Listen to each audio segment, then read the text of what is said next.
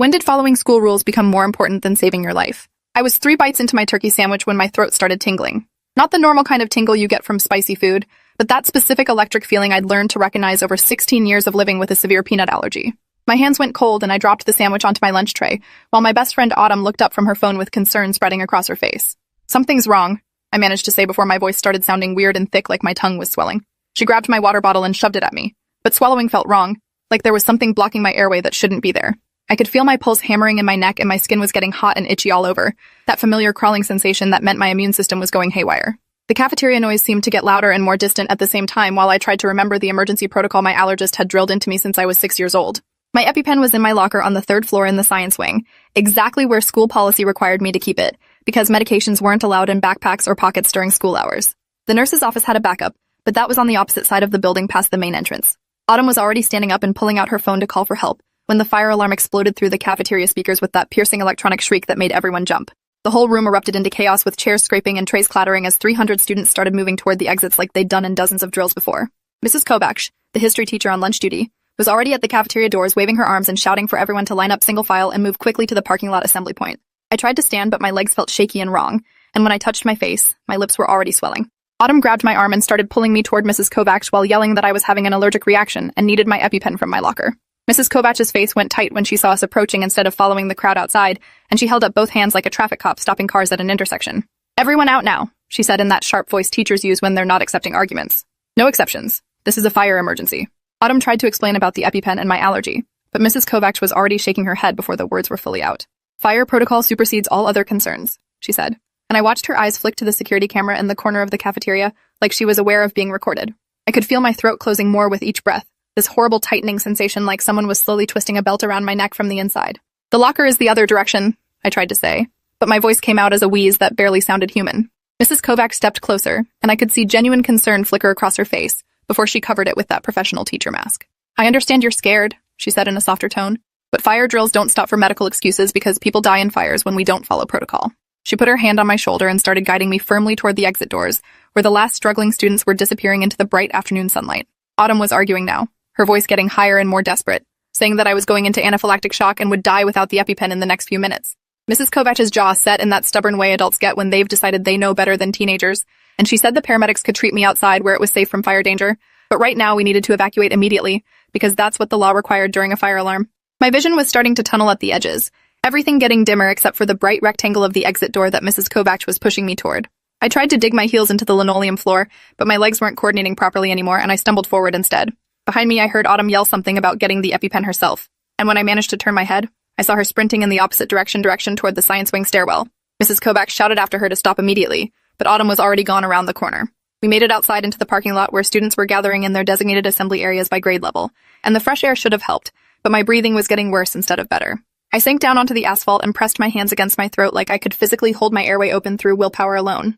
Mrs. Kovacs was on her radio calling for the school nurse while students started noticing something was wrong and forming a circle around us. I could hear their voices but couldn't process the actual words anymore, just a wash of concerned sounds that seemed to be coming from underwater. My lips felt huge and numb, and when I touched them with shaking fingers, they were swollen to probably twice their normal size. The itching sensation had spread to my scalp and down my arms, and I wanted to scratch at my skin until it came off, but my hands weren't cooperating with my brain's commands anymore. The world tilted sideways and I realized I was falling, my cheek hitting the warm asphalt while someone screamed. Through my narrowing vision, I could see Mrs. Kovacs' shoes and the bottom of her khaki pants, and beyond that, the crowd of students with their phones out recording everything because that's what teenagers do when something dramatic happens. Inside the building, Autumn was sprinting up the science wing stairs 3 at a time with her heart pounding and her breath coming in gasps.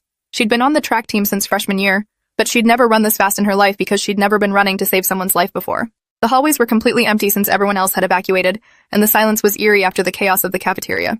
She reached the 3rd floor and turned left toward my locker, her shoes squeaking on the polished floor. She was fumbling with her phone to call me for my locker combination when she heard heavy footsteps behind her getting rapidly closer.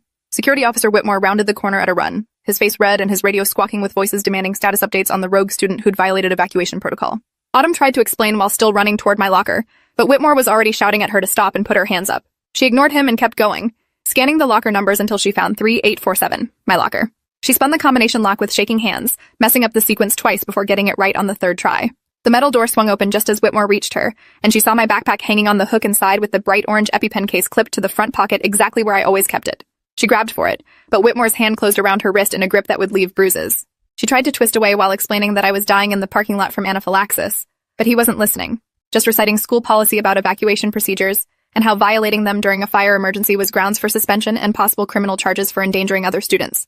Autumn did something then that surprised both of them, because she'd never been in a fight before in her entire life. She brought her knee up hard into Whitmore's stomach, and when his grip loosened in shock and pain, she yanked the EpiPen case free and ran. She could hear him cursing and his radio crackling behind her as she sprinted back toward the stairs, but she had a head start and the element of surprise. The stairs seemed endless going down, her legs burning and her lungs screaming, but she pushed harder because every second counted when someone was in anaphylactic shock. She burst through the ground floor exit doors into the parking lot where the entire school population was assembled, and she could see the crowd gathered around someone on the ground near the sophomore assembly area. She ran toward it, weaving between clusters of students who stepped aside when they saw her face. Out in the parking lot, I'd stopped breathing about 30 seconds before.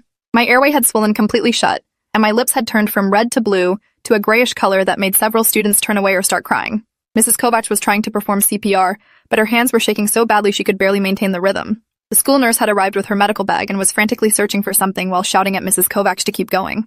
Someone was screaming for an ambulance. Multiple people, actually, their voices blending together into a chorus of panic. The crowd had swollen to maybe 200 students now, all watching with their phones out, and some of them would later post the videos on social media despite explicit instructions not to.